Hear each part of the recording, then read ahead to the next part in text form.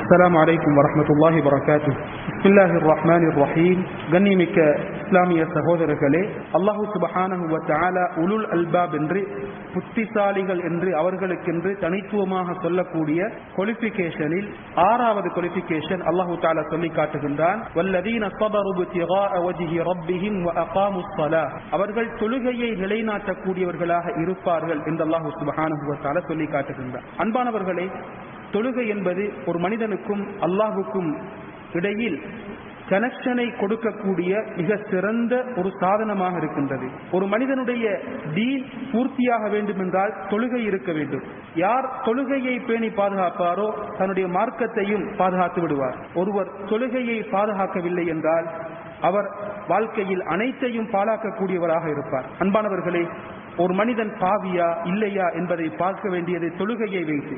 இதனால் தான் நபி ஸல்லல்லாஹு அலைஹி வஸல்லம் சொன்னார்கள், எங்களுக்கும் அவர்களுக்கும் இடையில் உள்ள வித்தியாசம் தொழுகை. யார் தொழுகையை விடுவாரோ அவர் அல்லாஹ்வை நிராகரித்து விட்டார் என்று ஸல்லல்லாஹு அலைஹி வஸல்லம் சொல்லி காட்டினார்கள். அன்பானவர்களே, தொழுகை என்பது முதலாவது கடமையாக்கப்பட்ட முஸ்லிம்களுக்கு முதலாவதாக கடமையாக்கப்பட்ட வணக்கமாக இருக்கின்றது. அல்லாஹ் சுப்ஹானஹு வ தஆலா நபி ஸல்லல்லாஹு அலைஹி வஸல்லம் ஹிஜ்ரத் செய்வதற்கு 3 வருடங்களுக்கு முன்னால் கடமையாக்கினான். அல்லாஹ் சுப்ஹானஹு வ தஆலா எங்கே தொழுகையை கடமையாக்கினான்? அனைத்து கடமைகளும் பூமியிலே தான் பரலாக்கப்பட்டது. ஆனால் தொழுகையை அல்லாஹ் சுப்ஹானஹு வ தஆலா வானத்துக்கு நபியை உயர்த்தி அல்லாஹ் கடமையாக்கினான். ஏன் அல்லாஹ் சுப்ஹானஹு வ தஆலா வானத்திலே வைத்து இந்த தொழுகையை கடமையாக்கினான்? 3 நாட்களுக்கு முன்னால் பாகிஸ்தானுடைய பிரைம் மினிஸ்டர் வந்து போய்விட்டார். எமது நாட்டில் இருப்பவர்களுக்கு, எமது நாட்டுடைய கவர்மெண்ட்டுக்கு அவர்களுடைய அந்த விடயத்தை ஏன் போன் மூலமாக பேச முடியாதா? முடியும். அவர்களுக்கு இருக்கக்கூடிய விடயம் மிக முக்கியமானது. மிக முக்கியமான ஒரு விடயம் அவர்களிடத்தில் இருப்பதன் காரணமாக அந்த நாட்டுடைய பிரைம் மினிஸ்டரையே அழைத்து அவர்கள் நேரடியாக பேச்சுவார்த்தை நடத்துகின்றார்கள். அன்பானவர்களே, தொழுகை மிக முக்கியமானது. அதன் முக்கியத்துவத்தை இந்த உம்மத்தில் இருக்கும் ஒவ்வொருவரும் விளங்க வேண்டும் என்பதற்காக வேண்டி அல்லாஹ் சுப்ஹானஹு வ தஆலா நபியை நேரடியாக வானத்துக்கு உயர்த்தி அல்லாஹ் சுப்ஹானஹு வ தஆலா இந்த தொழுகையை கடமையாக்கி இருக்கின்றான். அன்பானவர்களே, இந்த தொழுகையை யார் தொழுது வருவாரோ அவருக்கு வாழ்க்கையிலே பிரகாசத்தை கொடுக்கக்கூடியதாக இருக்கின்றது. அன்பு நபி ஸல்லல்லாஹு அலைஹி வஸல்லம் அவர்கள் படைகளை அனுப்புவார்கள். படைகளை அனுப்புவதற்கு முன்னால், விரோதிகளை தாக்குவதற்கு முன்னால் அவர்கள் இஸ்லாத்தில் இருக்கின்றார்களா அல்லது இஸ்லாத்தை விட்டு வெளியால் இருக்கின்றார்களா என்பதை பார்ப்பதற்காக வேண்டி, உறுதி பண்ணிக் கொள்வதற்காக வேண்டி, வெரிஃபை பண்ணிக் கொள்வதற்காக வேண்டி அதான் சப்தம் கேட்கின்றதா இல்லையா என்று சஹாபாக்களுக்கு பார்க்குமாறு சொல்வார்கள். அதான் சப்தத்தை கேட்டுவிட்டால் விட்டு விடுவார்கள். அதான் சப்தம் கேட்கவில்லை என்றால் உடனே அவர்கள் யுத்தத்தை ஆரம்பிக்கக்கூடியவர்களாக இருந்தார்கள். இதனால் தான் இப்னு அப்பாஸ் ரலியல்லாஹு அன்ஹுமா சொல்லி காட்டினார்கள், உங்களுடைய மார்க்கத்தில் ஒரு மனிதன் இழக்கும் கடைசி விடயம் தொழுகை. தொழுகையை விட்டுவிட்டால் அவனுக்கு எதுவுமே கிடையாது என்று இப்னு அப்பாஸ் ரலியல்லாஹு அன்ஹுமா சொல்லி காட்டுகின்றார்கள். அன்பானவர்களே, அல்லாஹ் சுப்ஹானஹு வ தஆலா தொழுகையை பற்றி எப்படி சொல்கின்றான் என்றால், வ இன்னஹா லகபீரா, இந்த தொழுகை கஷ்டமாக இருக்கும். தொழுகை கஷ்டம் கிடையாது. இதற்கு முன்னால் உள்ளவர்களுக்கு 50 நேர தொழுகை இருந்தது. ஆரம்பத்தில் 50 நேர தொழுகைகள் கடமையாக்கப்பட்டது. அல்லாஹ் குறைத்து குறைத்து குறைத்து வந்து 5 நேர தொழுகைகளை அல்லாஹ் ஆக்கினான். கஷ்டம் கிடையாது. ஆனாலும் அல்லாஹ் கஷ்டம் என்று சொல்கின்றான். யாருக்கு இது கஷ்டம் கிடையாது என்றால் இல்ல அலல் ஹாஷியின், யாருக்கு உள்ளத்தில் அச்சம் இருக்கின்றதோ, அல்லாஹுக்கு பயம் இருக்கின்றதோ, இவர்களுக்குத்தான் தொழுகை என்பது இலகுவாக இருக்கும் என்பதை குர்ஆன் மிக தெளிவாக பேசுகின்றது. அன்பானவர்களே, இன்று வாலிபர்கள், வயோதிபர்கள், வயது வந்தவர்கள், வயது வராதவர்கள் என்று அனைவரும் சோதிக்கப்பட்ட பயங்கரமான ஒரு சோதனை தான், நோய் தான். ஒரு மனிதன் தன்னுடைய ஆசையை கட்டுப்படுத்திக் கொள்ள முடியாத ஒரு நிலைமை இருக்கின்றது. நிறைய பேரை எடுத்தால் தன்னுடைய மானத்தை இழந்து விபச்சாரத்தில் ஈடுபட்டிருப்பதை நாம் பார்க்கின்றோம்.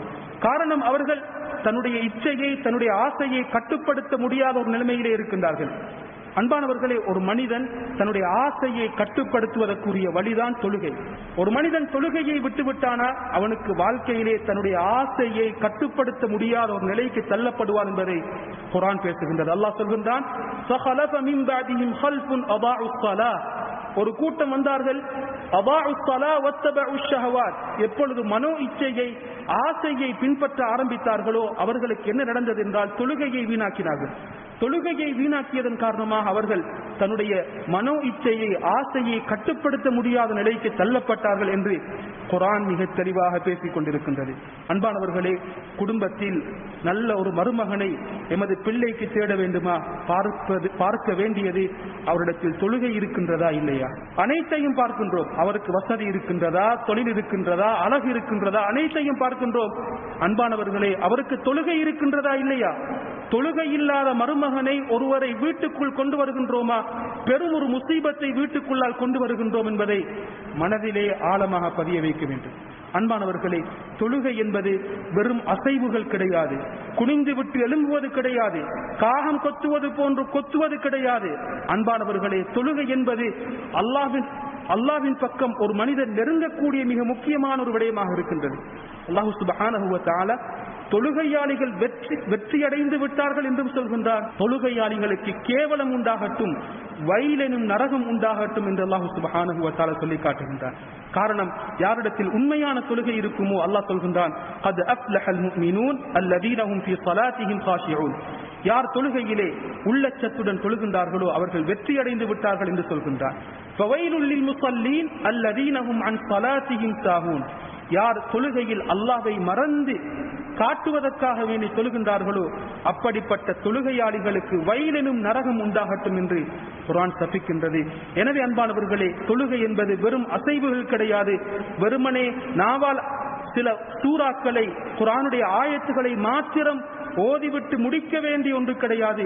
மாற்றமாக உண்மையான பயத்தை, உண்மையான மனதுடைய உணர்வை அல்லாஹ்விடத்தில் வெளிப்படுத்தக்கூடிய மிக முக்கியமான வணக்கமாக இருக்கின்றது. அல்லாஹ் இந்த தொழுகையை மிகச் சிறப்பாக தொழுது அவனுடைய அன்பை அடையக்கூடிய பாக்கியத்தை எம் அனைவருக்கும் தந்தருவானாக. வஆகிரு தஅவானா அல்ஹம்துலில்லாஹி ரப்பில் ஆலமீன். வஸ்ஸலாமு அலைக்கும் வரஹ்மத்துல்லாஹி வபரகாத்துஹு.